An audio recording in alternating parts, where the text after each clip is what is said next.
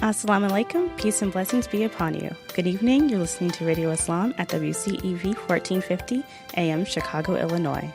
I'm your host, Olivia Richardson, and co-hosting with me tonight will be Wahaj Khan. Though currently we're passing the mic back and forth, so he can't chime in and say his name. Sorry, you'll get him soon. Radio Islam is a live call and talk radio program airing every day from 6 to 7 p.m. Central, and we reach the world by streaming live at radioislam.com, where you can tap into all of our prior shows as well. To add to the conversation, call us at 312-263-ISLAM. That's 312-263-4752. You can also post on our Facebook page at facebook.com/RadioIslamUSA or tweet at RadioIslamUSA. Tonight, we're discussing Made in the USA. We're focusing on companies that have products that are here in the USA and kind of addressing this kind of idea of America being the last place you would ever look to source all of your products. We always think of it as like made in China, made in Mexico. But what about America? All right, so our guest for the evening is Usman Narmawala. He is the president and CEO of Formatic Valve Automation. He has 22 years of business development, marketing, strategic planning, and business diversification. He's a leader, managing and developing a family-owned business of the auto industry before becoming a CEO of Formatic Formatic, a U.S.-based company dealing in industrial valves and automation products where he derives Made in USA while expanding a global customer base. Thank you for joining us. Thank you, Olivia, for allowing me to Radio Islam. It's a pleasure. It's great having you in the studio. And again, my apologies if I actually butchered your name. I'm so sorry about that. No problem. You know, it's easy to remember is USMAN, US man, the only one in United States. Wonderful. Absolutely. Awesome. All right. So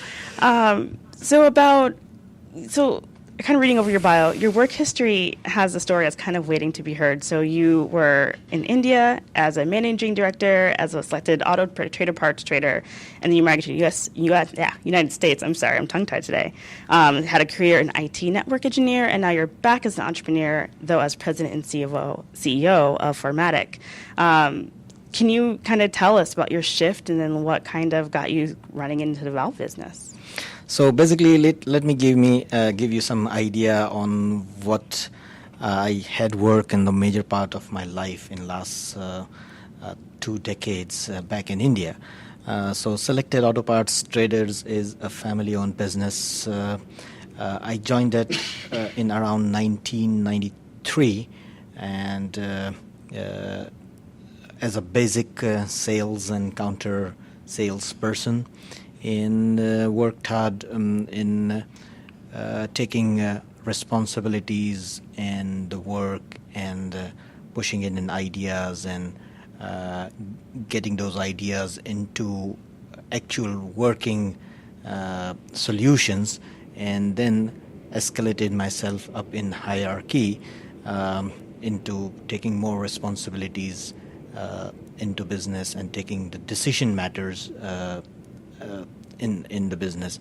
So in family business, it's normally not like a persons are assigned to some particular categories. It's everybody has their own share of work and own share of contribution.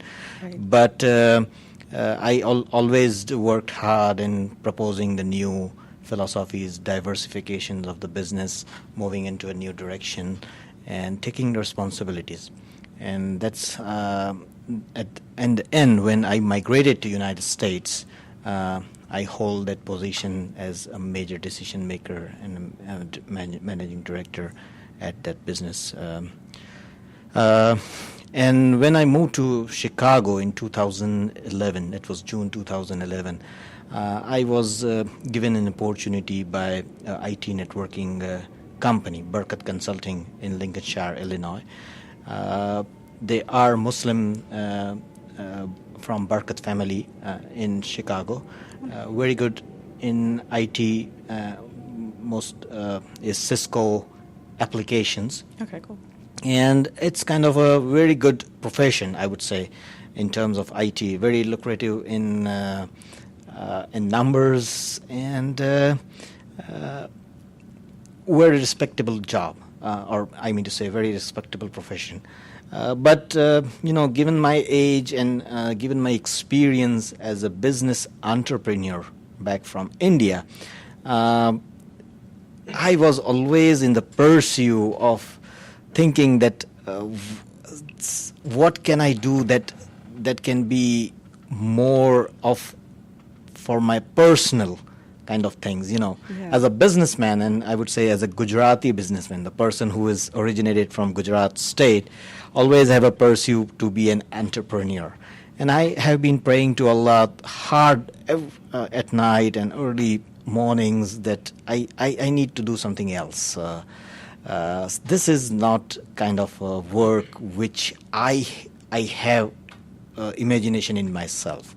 I was working hard on that and trying to get into elevating into my position as a network engineer. But then, always Allah listens to the prayers. It may be, it takes some time.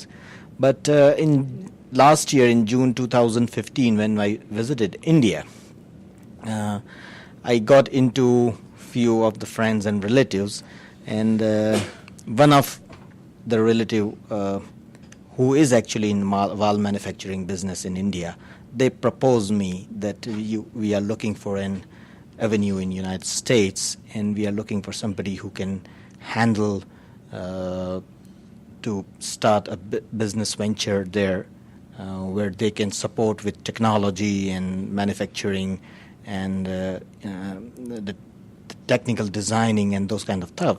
And I would have to go and dig into the market, look where is the opportunity, and that's how I thought that this is something I have been asking in prayers, and I saw that coming my way. So eventually I started a company here, and we started a business venture January 1st, 2016. Working with them, I have them as a partner here, where they provide me the technical designing and the product manufacturing, and I take care of the sales and distribution right now here in the United States. Okay. So I was going to ask that a little later. So they basically, your engineers and stuff like that are coming, I guess, within the company, but just not necessarily here in America, or kind of a mix of both? It is coming within the company. Yes. Okay, so all within the company. That's awesome. So you guys actually produce valves, but you're kind of in different industries. So you have like food industry, water, steel production, oil. Why not just focus on like one industry? Why valves of all sorts? And then maybe this is maybe like a question because I'm not totally familiar with valves, unfortunately. I'm like a little bit of manufacturing process, but I guess why? I think that's a very good question. So let us put it this way. Wherever there is a flow of fluid or semi-fluid media, there need to have a flow control. Let's take an example of running water in our faucet. We need to stop that, or we need to regulate that. We need to regulate that in terms of hot and cold water. Right. Whichever we prefer at that duration when we are using the water. So there is a faucet and there is a valve behind the walls which we do not see. Similarly is in all type of industries. It may be water industries, waste, chemical, food processing, sugar industry, oil and gas, of course, HVAC, everywhere where there is either air, oil, or semi water or semi fluid flowing, there needs a system to control the flow. Okay. It may be shutting down or opening or regulating the flow. Okay. And that's where valves comes in. Now there are variety of valves. So if I can name them, it's gate, globe, check, ball, butterfly, control valves. And these are the names which have been defined according to the design of the valves. Now they have different, I would say, they have a different applications, but in all these industries, these valves apply to certain applications. So you will see in oil and gas, industry may be using globe gate and check and butterfly valve, and same valves would be fitted where it is water supply or wastewater management or some type of fluid in food processing. So the valves application is very diverse, very vast, and yes, it's kind of similar for every industry in terms of application. Yeah, absolutely. So, I mean, I guess that would make sense because, like, if you're doing oil for cars, or 'cause I think when I started researching you, I somehow got misled to like the auto industry, and so I thought like maybe you're producing like valves for cars or something like that. Yeah, like, oh, there is an application of valves in cars, especially in engines. Yeah, absolutely. Yeah. So then I guess my next question is, so you're kind of working with Made in the USA. So this is actually like a brand that you guys are doing. So, and you're kind of aiming to bring manufacturing back to U.S. shores. And it actually sounds like you kind of could be taking on Trump with that, since Trump is kind of like, oh, bring America great again. So props, I guess. But how are you planning on doing that? And sort of, can you tell me more about that? Yeah, so basically, we are similar in terms of making our Made in USA branding that Mr. Trump is also advocating, and we are similar to his idea, and somehow we may able to, we already started the initiation. He's still yet to set up the policies on that. We're waiting. But yeah, so basically,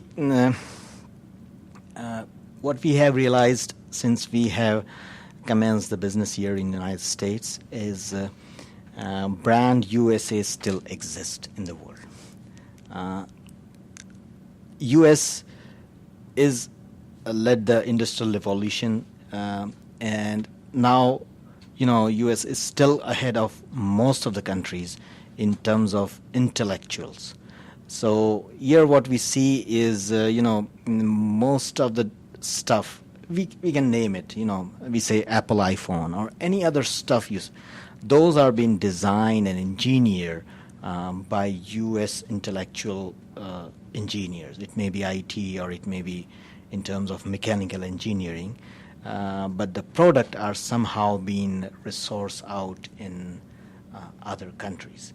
Right. What we have realized is there is a big demand, and people in other countries globally still prefer to consume the brand when it has Made in USA. Oh, wow. So this is what we have seen during our business operations here in United States.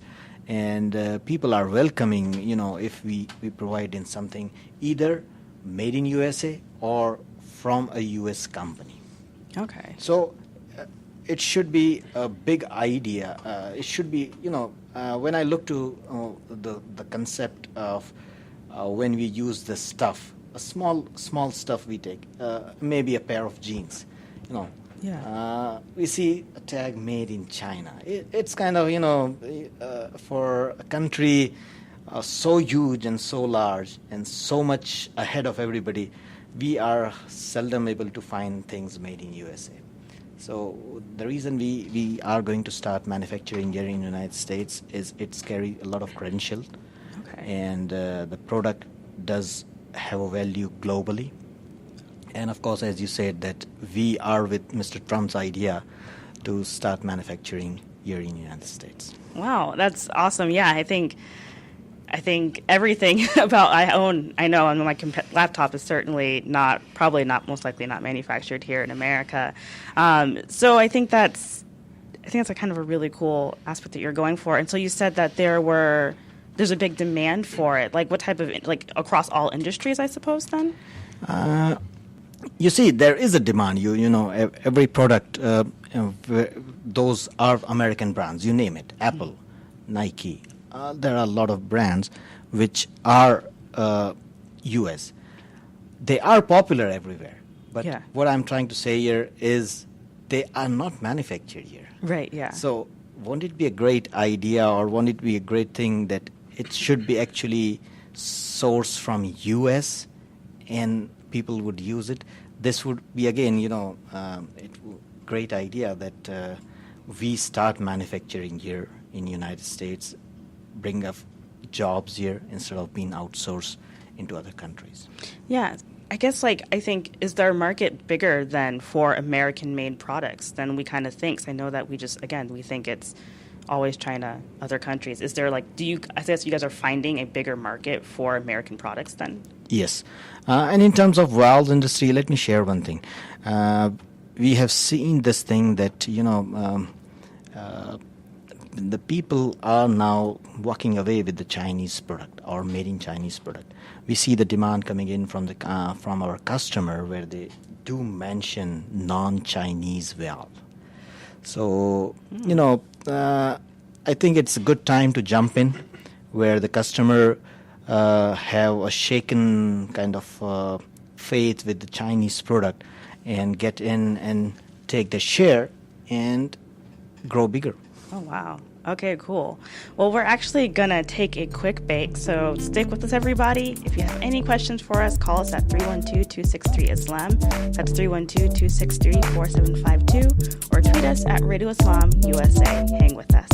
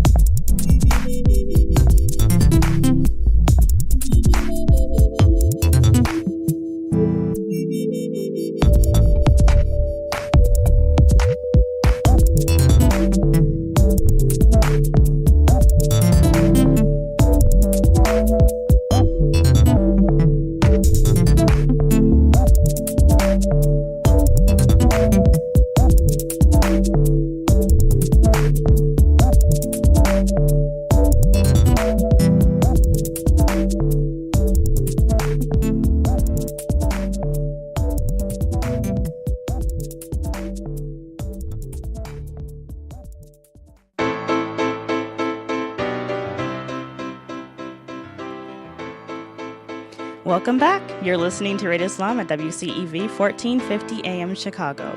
We reach the world by streaming live at radioislam.com, where you can view all of our prior shows. Radio Islam is a live call-in talk show every night from 6 to 7 p.m. Central Time. Our call-in number is 312-263-4752. You can also connect with us by posting on our wall at facebook.com/RadioIslamUSA or tweeting us at RadioIslamUSA. All right, so we're continuing our conversation on Made in the USA with Usman Namarwala, president of Formatic Valves here in America. So I got to ask about what type of products are you, where are you selling your products? Are you seeing a lot of interest in companies like Caterpillar or overseas, what's sort of your interest within the industry? Right now, we are moving our product within a small industrial units, not a large size. Most of them are end users. So the best thing what we are doing is, I would not say that we are competing with the major valve manufacturers here in the United States, but as we have our own manufacturing, we are controlling the lead time. And when I say lead time is, turnaround time when we get the orders from the customer and the time we take to manufacture and deliver to their destination.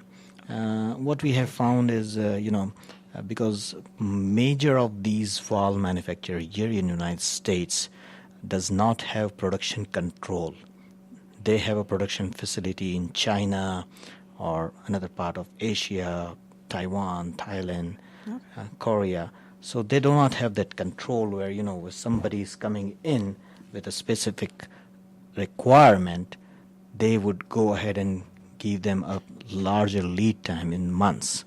Whereas what we do is, we try to understand the client's requirement and their project timelines, and then because we control the manufacturing at our end, we are able to prioritize their requirements and deliver to them timely. That's our biggest, I would say, benefit of dealing the customer who are once they know that what we are doing, then that's the biggest benefit for them to get the product from our end.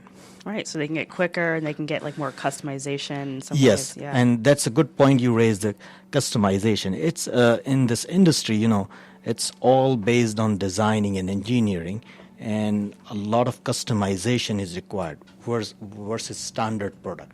There are a lot of standard product, but again, there are a few standards in terms of engineering. Those are American standards, those are British standard, and there comes a requirement to make a mix match sometimes and customize it, and that's where we come as an advantage to our clients. Okay, actually kind of ties with one of my other questions, which is like, what is the advantage of having like, I guess, an American-made company? And I think that kind of gets there because it's like you can again have that control and have more, I guess, more intimacy with the customer in a weird way. Yeah. Right. Absolutely. All right. So then my next question is kind of, and how is the foreign market? I guess they're really responding well to that, I suppose. Then, like markets overseas, are you doing a lot here of America? But I guess the foreign market likes it. I guess Right now we put it as a 60-40 ratio, 60 being overseas and 40 within the United States. Okay. But yeah, we have created a customer based in Latin American country, Chile, Peru, and Caribbeans, Trinidad. We have customer in Nigeria. We do have very active customers in UAE and Saudi. That's the biggest market, Okay. because the thing is, it's a kind of a business secret I would share to you. If you don't want to say it on air, it's okay. The thing is, all these refineries and oil and gas are kind of a prototype of American standard. Oh. And this is where, we stand an advantage to provide them the quality, American quality, at actually Chinese rate. Oh, wow. Wow. That's pretty, yeah. Cool. So then what are some of the challenges with like shipping and like quality control when you are shipping, since you are manufacturing here in America? Do you find any, I know they're valves, so they're metal, but do you find any, like, is that difficult or is it easier, or how do you find that? In terms of logistics, it has been quite a good arrangement nowadays, to ship out and bring in the stuff.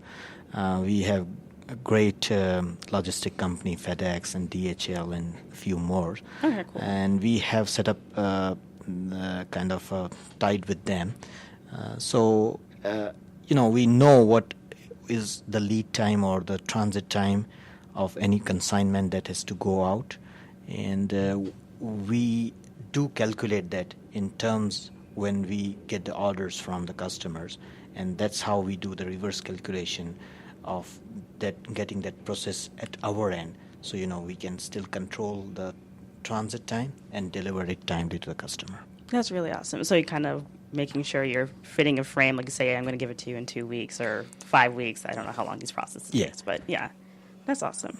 And so I guess also you kind of mentioned like, you said oil, and so I usually think of when you have oil, you kind of, so I know like with a lot of valves, like sodium lauryl sulfate, that's like a weird random fact, it feels like kind of gets created in order to clean out like valves that are producing or working with a lot of oil.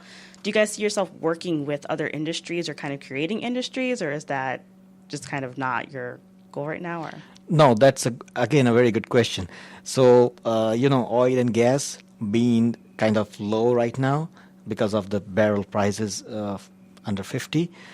So most of the oil refineries are kind of at their minimum production level.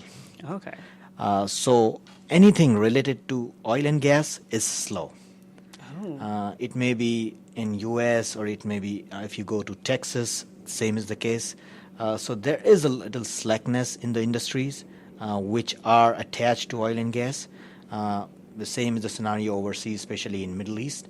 And you see the turmoil kind of going on in terms of oil and gas revenues. Companies are not able to pay back to their vendors, and refineries are kind of shutting down and those kind of things. But we always encourage our customer. There is a lot of scope of work in water industries.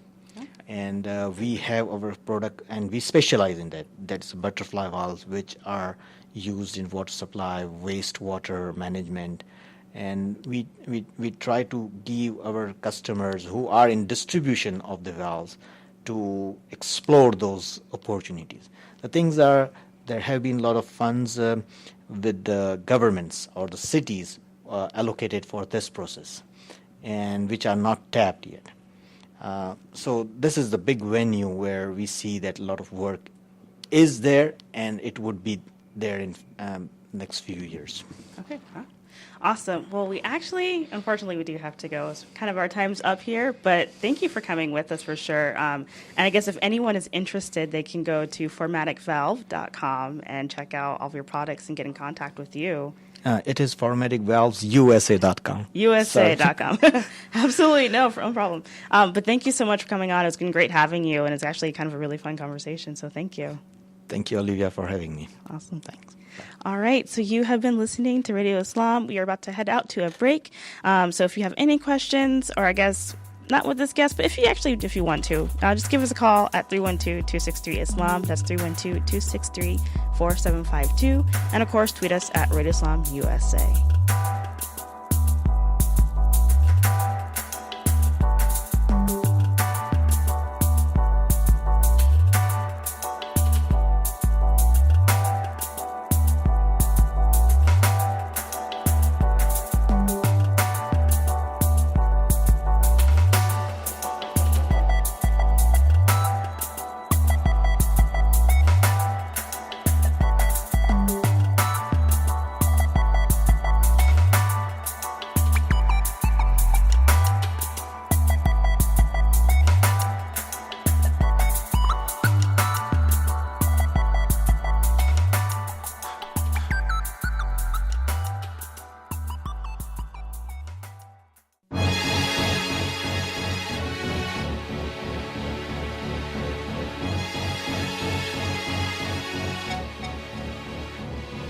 Welcome back. You're listening to Radio Islam at WCEV 1450 AM Chicago.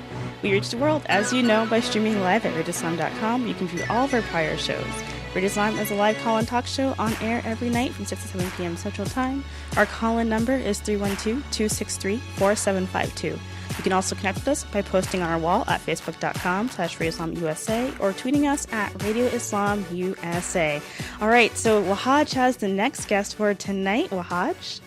Yeah, so I'm honored to introduce this guest. I met this brother at I didn't meet this brother, but I met his I was introduced to his company, Youth Expo, CEIOGC, which is all right, but had the pleasure to meet had the pleasure to be introduced to the company. So our guest today is Salim Jabali. Salim is the Palestinian American living in northern Illinois. Graduated from the University of Illinois at Chicago, also known as USC, and he's the founder of Pocket Prayers International, a nonprofit organization, and worked a little bit at Gaines Law Firm. So, brother Salim, thank you so much for being on the show today with us. Assalamu alaikum, peace be upon you. Wassalam. Thank you for having me. The honor is all ours, Salim. So, so before we get started, so if you can tell us a little bit about the history of Vision Forward, how did Vision Forward get started, and what you guys do and what's the goal behind it? Of course, I'd be happy to. Originally, it started off when I was an undergraduate at UIC. We had a class, Entrepreneurship 300. And me and a couple of my buddies got together, and for the class we had to create a business model. We thought about a few different things. The main idea ended up being putting up tents around campus. Once we got campus permission, had to go through the bureaucracy of UIC. They're very easy to work with, cooperated with us well. We set up tents on campus selling selfie sticks.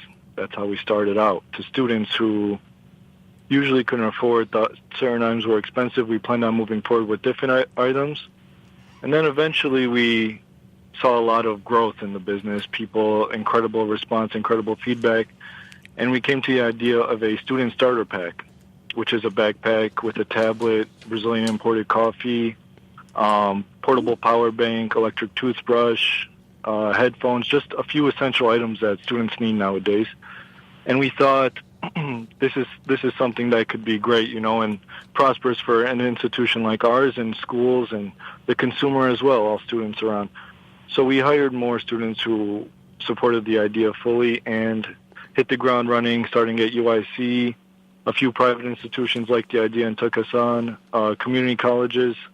And right now we're just looking to get more into the Islamic side of schools, trying to give back, great prices for them, because I know students respond well to it and it helps them throughout their career, their educational life. So what is the student starter pack including in? So what it includes is a backpack itself. It's a new modern backpack. It's unisex. It's blue and brown, good for a guy, girl. It has a brand new tablet in it. That's the best part. Everyone always loves to hear about that one. It has an electric toothbrush, which everyone needs, I believe. Brazilian imported coffee keeps everyone awake for those all-nighters. Yeah. It has Bluetooth earbuds, very similar to the Beat ones. It's Power Wireless, the company. It has a portable power bank, which can charge your laptop and phone up to 3-4 times each. Nice. And then for every single backpack, a student starter pack, a student purchases, we donate a backpack on behalf of the institution. So like, these reduced prices? Like the students get it for? Like, so how much can like a student starter pack cost? So it's incorporated into the student's tuition. For Islamic institutions, we offer it for only $250, and it comes with everything the student needs. It's presented to them, delivered to them right away. It comes with certain information on other nonprofit Islamic organizations and charities and stuff, flyers for them to newsletters, magazines to open up their mind to the world outside, the truth outside of there. As of right now, we're charging $300 to most universities and community colleges, but for the Islamic, we take a cut on our end to give them a discount. Okay, so it's not just like college students; it's like high school students as well. So exactly, high school students. There's a 1-year program we're in talks with. We're hoping to start our first quarter, where they start to take people on to teach them Islam. They take a year off of school. They go to it. It's an incredible organization. We love talking to them, working with them. So like, how much is the cost difference with all this stuff that like comes by with like how much would like a regular backpack cost that like you guys sell for like a reduced price? Like how much would it cost a student? Yeah, like if like the whole student pack, or like say like each and every like if you were to buy individually, it could cost anywhere from $500 to $600. Okay, so it's like basically like half the price. So yeah, I've had many businesses. I've learned a lot from them, and the ultimate goal for me was always trying to find something that benefits me as well as another institution as well as a consumer. And as many times as I failed, I thought I should keep trying. And I feel as though me and my company, we finally come to a great result where everyone can benefit from the product. So, like, is this something like, because at times, like, you said you take pay cuts from this too. So, like, is this something that you're doing, like, full time? Because, like, as, like, the founder and CEO of this company, is this, like, your main source of income? Because you take a lot out of from it too. So, is this the only thing that you do?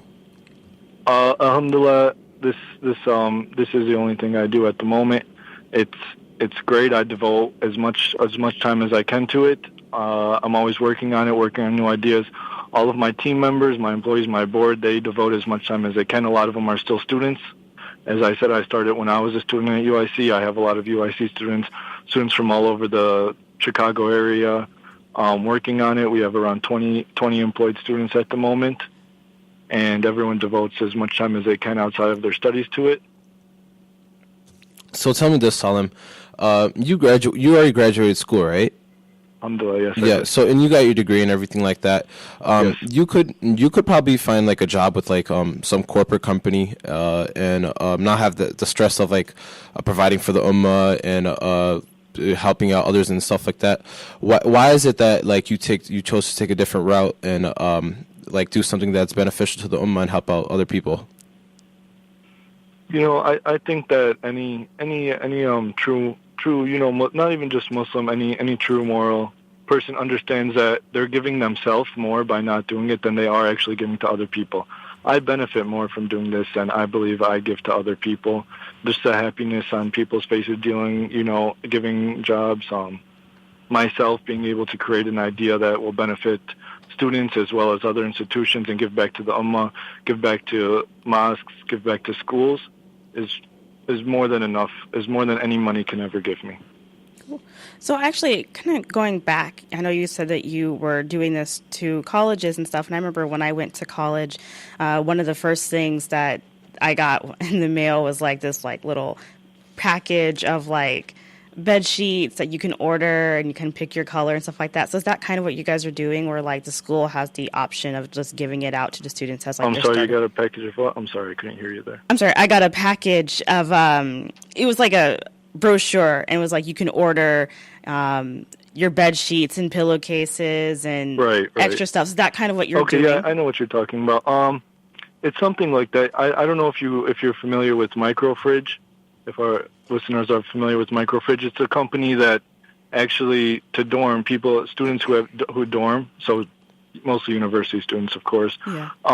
They offer a microwave and a refrigerator you can rent for one semester for $350. Very big company, very successful company.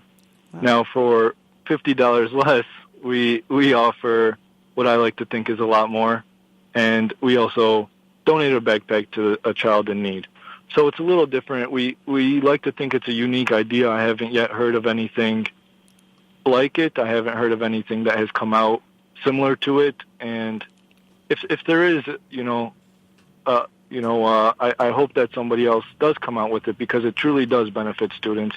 And the response we get is incredible. The more people that have it, the better. Of course, I'd hope that people would call me for it, but as long as the students have it, as long as they find the great prices that we deliver, it's great either way. Absolutely. All right, we actually have to cut out to a break real quick, so stick with us. Hold on the line. Don't hang up. I'm sorry. I'm having trouble hearing you right now. No, absolutely. I'm sorry. We're actually about to cut out to a quick break, so I was going to say, please don't leave us. But if anyone has any questions for you or for us, please give us a call at 312-263-ISLAM. That's 312-263-4752. Radio Islam now presents Marked in Time with historian Faraz Al-Khatib. Assalamu alaikum and peace be upon you. Happy Martin Luther King Jr. Day. Dr. King's efforts at achieving black and white equality in the United States were truly admirable. And it brings to mind other examples from earlier in the history of black and white Muslims working together on an equal footing. In the 1300s, the legendary city of Timbuktu in West Africa became a center for knowledge. Its king, Mansa Musa, was a patron of the arts and sciences, and he regularly paid for scholars from the rest of the Muslim world to come to Timbuktu to teach and research. He emphasized knowledge so much that he actually paid an architect he brought from Spain over 300 kilograms of gold to build the Sankore University, which is still in use today. In Timbuktu, Africans, Arabs, Turks, Persians, and Spaniards all mixed together in an equitable society based on Islam in the interest of advancing knowledge. Its level of scholarship was so high that in the early 1400s, one of the top scholars of Islam from the Arabian Peninsula traveled to Timbuktu to teach in its famous universities, only to realize that they were so advanced that he was not even qualified to sit in on their lectures yet. The environment of learning and cultural mixing persisted for centuries in West Africa, and when large portions of their population were forcibly captured and taken to the Americas as slaves, they took much of that knowledge with them. Unfortunately, the equitable and fair society of West Africa did not exist in America, and it would take centuries before African Americans could again achieve equal rights due to the efforts of people like Martin Luther King Jr. in the 1960s. I'm Firas Al-Khatib. Tune in next Monday for another episode of Marked in Time. Assalamu alaikum. Allahu Akbar, Allahu Akbar, Allahu Akbar. You're listening to Radio Islam at WCEV 1450 AM Chicago. We reach the world by streaming live at radioislam.com, where you can view all of our prior shows. Radio Islam is a live call-in talk show on air every night from 6 to 7 p.m. Central Time. Our call-in number is 312-263-4752. You can also connect with us by posting on our wall at facebook.com/RadioIslamUSA or tweeting us at Radio Islam USA. So we're continuing the conversation with Brother Salim. Brother Salim, you still with us? Assalamu alaikum. Walaikum assalam. All right, thank you so much for staying with us. So my next question that we were talking about Vision Forward, a company that provides materials for students because, man, education is expensive these days, man. I'm in school myself. Yes, it is. I know how that is, yep. Like, I go to DePaul right now, and you already know DePaul, man. DePaul's worse than UIC, I'll tell you that right now. Yeah, well, the thing is, USC's public, so it's not too bad. If it wasn't for the 300 kids in one class, maybe I would go there too. Yeah. But college is expensive, man. Seeing like all the loans. I went to community college like the first 2 years, and then I came to DePaul, and like things just like went out of hand. You know, with like once I started seeing the loans come in, Things just add up. Yeah. Oh yeah. Especially in the city. Oh yeah. Especially since like I've been living a lot in the city now. Like housing and other stuff like that, it just adds up. So what these brothers do at Vision Forward is they provide materials for students at a much reduced and cheaper price. So shout out to these brothers first and foremost, and then we're going to continue the conversation. So the next question I had for you is, do you guys have any like partnership with like any universities? Or like I know you talked about like there's like a 1-year program that you guys are looking into. It's like an Islamic 1-year program, or like any of like these like high school, like Muslim high schools around, like CPSA or like College Preparatory School of America, Islamic Foundation North. Any of these schools? Is there any like type of partnership you guys are doing or trying to look into? So we were originally selling on campus, as I mentioned beforehand, on many different university campuses. We had that sort of partnership with them, and now that we transition into this whole backpack idea, it's much more convenient, better for the student. It's overall just a much better idea, and we, alhamdulillah, we thought of it. We put it into motion. We're planning on starting our first quarter at a couple different universities, hopefully UIC, inshallah, North Park University, Marine Valley, a few private institutions, Augustine, and a couple community college. But like I said, right now, I'm mostly trying to cater to the Islamic side of education and enter into that area to try to give them an even better opportunity, better price, work with them, and just work with my ummah in general. So then I kind of have to ask, what about the quality of your products? Like, I'm kind of on your website and I see like a backpack, and then you mentioned coffee. So it's kind of like, is it good quality? Because like, especially coffee, that's kind of important. Yeah, the coffee is a little bit of a bonus, actually. I have some family in Brazil, and one of my cousins moved here to Illinois, and he has a coffee import-export. His coffee won first place for Brazilian coffee in his entire region at the 14th Copenhagen. I can't speak Portuguese, so I'm not even going to try. I'll just butcher that. But they won first prize, so I thought, this is great. I always needed some coffee in college, stay up for all-nighters to take those exams, which I'm not advocating for. Everyone should definitely study ahead of time, but it happens. And I thought coffee would just be a great bonus to put in there. Yeah, definitely, like, because it helps out. I just had midterms this past week, and coffee came in pretty handy. And it's better than Red Bull, man. I'm telling you that much. At least Oh, you're yeah. not putting Red Bull in there. Oh yeah. Hey, that's unhealthy. Stay away from the Red Bull. So the next question I had was like, say, is there any type of way like somebody could like sponsor a student or something like that? If somebody wants to help out and there are students that can't even afford the like reduced price, is there any way like somebody can like possibly sponsor somebody? Like if our company could sponsor a student, are you asking? Or like if somebody could like reach out to you guys and be like, hey, if like I can sponsor like or like just many students or something like that, because like if say like the package is like $250 or $300, of course. We're always looking for ways to help more, and by helping us, if you know that you'll be able to help someone else and we can work something out like that, we'd be glad to. The one thing we don't accept is donations. Our company doesn't accept donations of any kind because what we do brings in money, and we are trying to give money back, and we have a system that does that in its own way. So if you want to donate, inshallah you do, or anyone who does, please donate to a masjid, donate to St. Jude's Children's House, donate to someone who truly needs the money.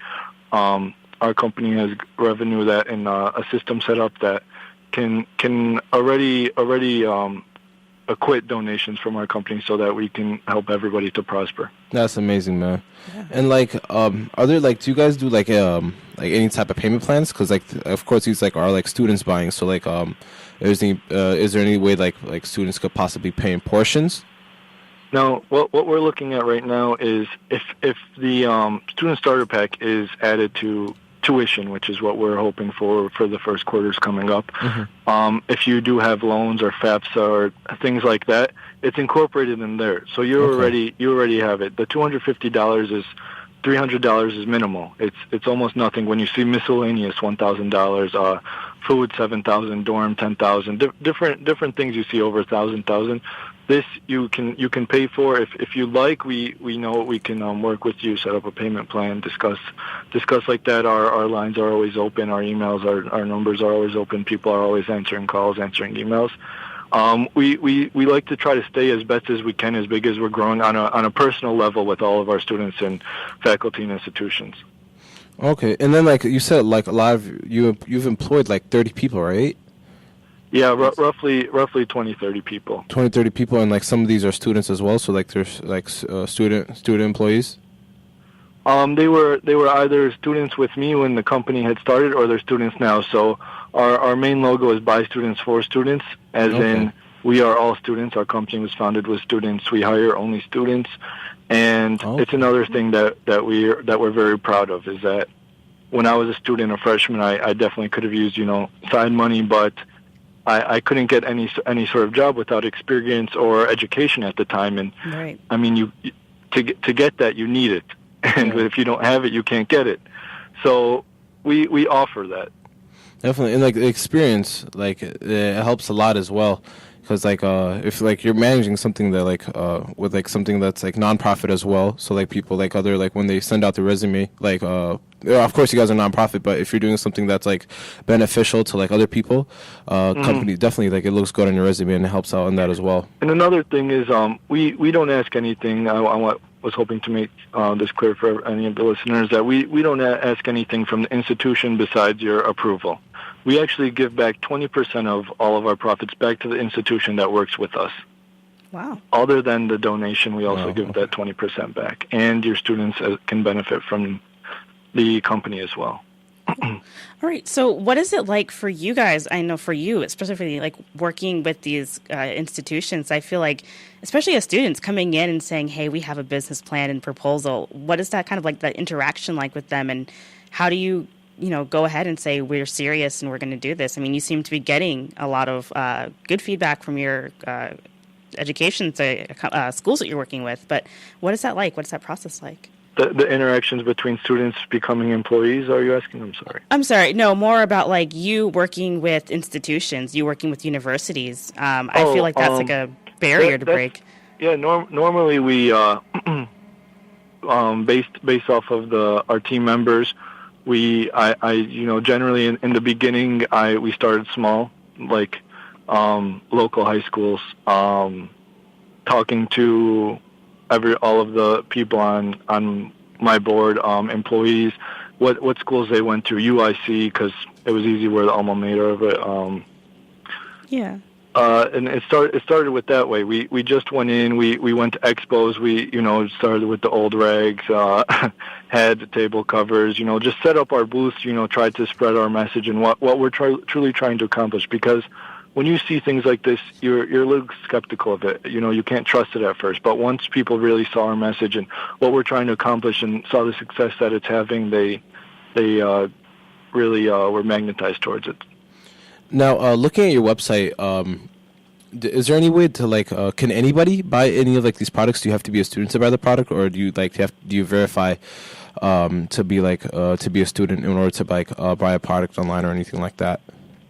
So originally, before we had this, before we had the student starter pack itself, we were only selling those individual items, and we had it where you had to have a code, and our code was on our cards. Okay. With the code word, you would get the special discount for students only, and you can only get that discount through whatever the code is on an employee's card. Everyone had a different card, so I knew whose was being purchased through where. That was entirely different business model. Our website now mostly covers who we are, what we're about, things like that, and those products basically all come included in the student starter pack. And so, do you have any future plans to expand the company moving forward? Is there anything else you want to do? One big idea that I haven't really revealed yet, not even to my employees, that I'm hoping to get to eventually, is bringing in students' inventions, like new ideas that they have, sort of like a Shark Tank type of thing, but a guaranteed model where I'll incorporate it into the backpack, so students across, however, wherever we are nationally, locally, wherever, can have access to this new item, and the inventor of it will automatically, have a business to grow towards.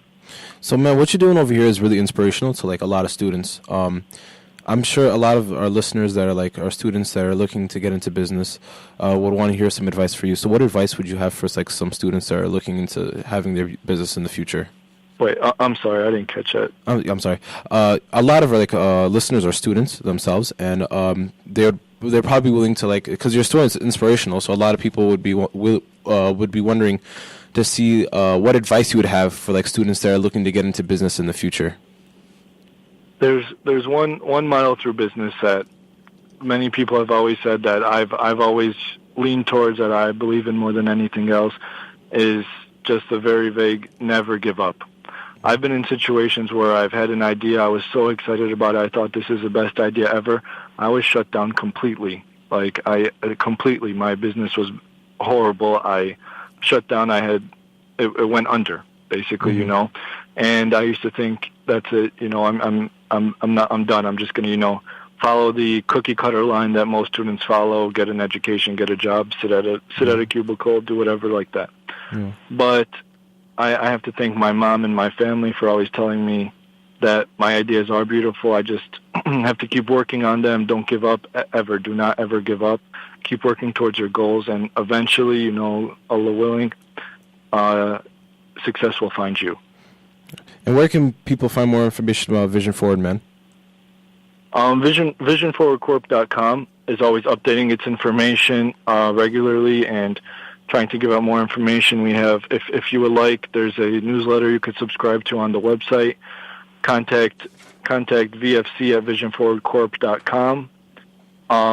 We send out a newsletter. We send out information, brochures, flyers, PowerPoints, everything like that. Anything that you might be interested. Absolutely. Well, thank you so much for coming on air. It was great having you and learning about your company. Thank you so much. I love Radio Islam. It's an incredible, you guys spread awareness, you spread the truth, you spread local news. I'm an avid listener. Awesome. Thank you very much. Thank you so much. Thank you so much. Honored to have you. Absolutely. All right, bye. Assalamu alaikum. So you have been listening to Radio Islam, a call-in talk show from 6 to 7 p.m., 7 days a week on WCEV 1450 AM. To find out more about tonight's guest and their work, hop on to soundcloud.com/Radio Islam 1450, where you can also stream, download, and comment on our shows. You can catch us on iTunes and Google Play and stream straight from your phone. Don't forget to rate and review our podcast. Follow us on Twitter and like us on Facebook at Radio Islam USA. The executive producer of Radio Islam is Abdul Malik Mujahid. Your producer for today has been Wahaj Khan. Our engineer today is Raymond. Yes. Radio Islam is a Sound Vision Foundation production. The views expressed are the views of the host and the guest, not of Sound Vision Foundation. I'm your host, Olivia Richardson, and Wahaj Khan. Join us tomorrow. Well, I'm not Wahaj Khan, but you know. I wanted to say my name. I'm sorry. You join us tomorrow for another great show on Radio Islam. Peace.